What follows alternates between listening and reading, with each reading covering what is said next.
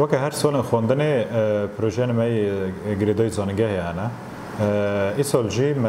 ئامادەکاریên vekirina sazkirina beşa dermansaziyê di hundir peymangeha pizîşkî de kiribû. Berê di hundir peymangeha me pizîşkî de beşa texdîr beşa laboratuvar beşa nexweşnêriyê temrîdê heye. Me îsal beşa dermansaziyê lê zêde kir.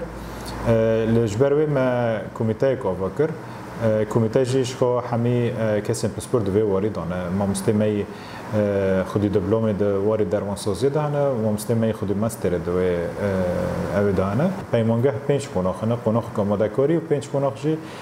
پسپوریه د شخو مستمی گریدای و بشه دواره هن ماتریال دا آخفتن شروع کنه و بدن هنجی آرمانج کسی گوش و بشه در بچه تکجان واری دا بخبته ما مسته نه فعل سر بسکنه فصل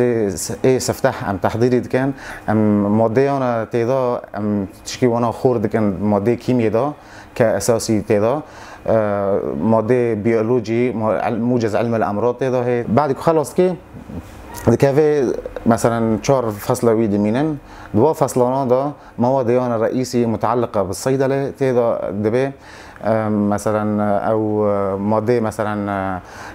كيمياء عضويه زياده تقدر تعميق دبي كيمياء تحليليه اناليتيكا وبالاضافه مساله كيمياء او دبي كافي درمنجي علم الادويه علم العقاقير ده لازم خورت ببه لازم سر نساقی زانه به حیا اناتومی دیسا لازم تیدا هبه کیمیا صیدلانی که فصلی بعدوی کیمیا صیدلانی تیدا تعمق به کیمیا صیدلانی یک کیمیا صیدلانی دده هیدو کدگه فصل توری ایچاران